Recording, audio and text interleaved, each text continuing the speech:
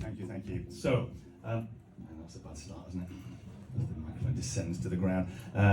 Sorry. So, that's all right, I'll forgive you, just this once.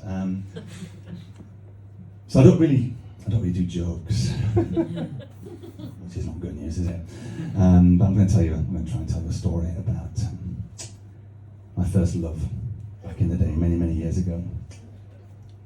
Her eyes were as blue as an off-licensed plastic bag. Her hair was as black as her pubes. Her buttocks were as round and pink and firm as my buttocks. Her name was Elspeth Thistlethwaite. God, I miss Yorkshire. This was many, many years ago. We were both 17. I was 17, she was 17. She was much more sophisticated and experienced than me. Being with her was an education. The first, I think, the most important thing she taught me. When you see somebody naked for the first time, don't rub your hands together and go, "Fwah." Don't do that. But to be fair to me, I taught her a thing or two as well. For example, I taught her that R2-D2 is not a real robot. There's actually a little man inside called Ken. How cool is that? But it was great being with her, and what made it so exciting is that we both knew it couldn't last. It was just a mad summer fling. At the end of the summer, she was heading off to Canada to learn to speak Canadian. And I was heading down to Oxford, actually. Yeah. Without wanting to get too big-headed about it, I was heading to Oxford. I'd got a place at Oxford, which was quite a big deal for a little lad from Drainshaw, the town where we grew up. I wasn't going to be studying down there. I got a job in a shoe shop. Oxford Shoe University, it was called. It was still quite a big deal for a little lad from Drainshaw. They put me on the front of the local paper, the Drainshaw Drain Pipe. Local boy makes good, heading south at the end of the summer. Please take us with you, begs town's entire population. My parents were very proud. My mum had been dead for 3 years by then, but she was so proud she clawed her way out of the grave to tell everyone how proud she was. That made it into the paper as well, obviously. Page 47, underneath an article about an orgy at jumble sale. Proud zombie mother stalks High Street before being dispatched with single shotgun blast to the head. It's the only way to be sure, says Tactical Firearms Officer Jake. God, I miss Yorkshire.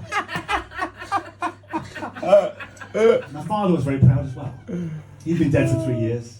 We'd had him cremated. You could tell he was proud by the way the urn on the mantelpiece was rocking from side to side.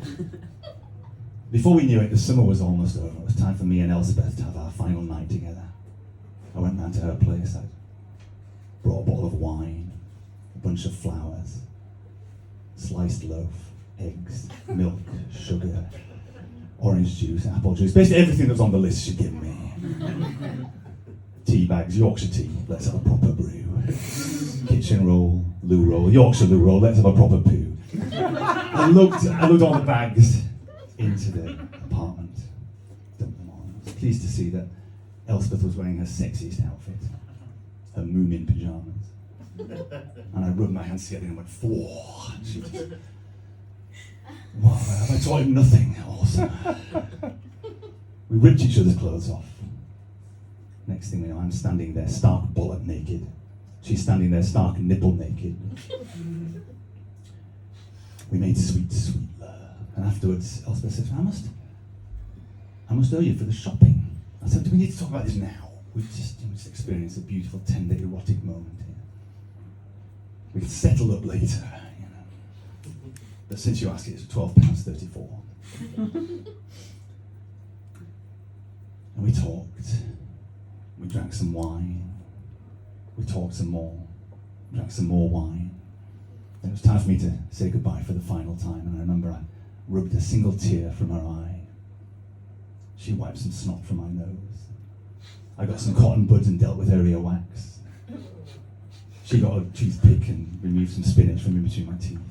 Tied it up her navel fluff and she trimmed my toenails. We were just very comfortable with each other's bodies.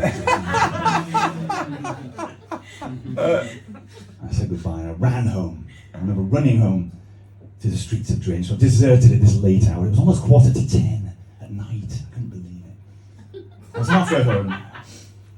When I stopped, I thought, no, there's still so much left unsaid between us. And I ran back to her apartment, banged on the door. She opened the door. And she said, "Did you forget something?" I said, "Yeah." You still owe me £12.34. Thank you and good night.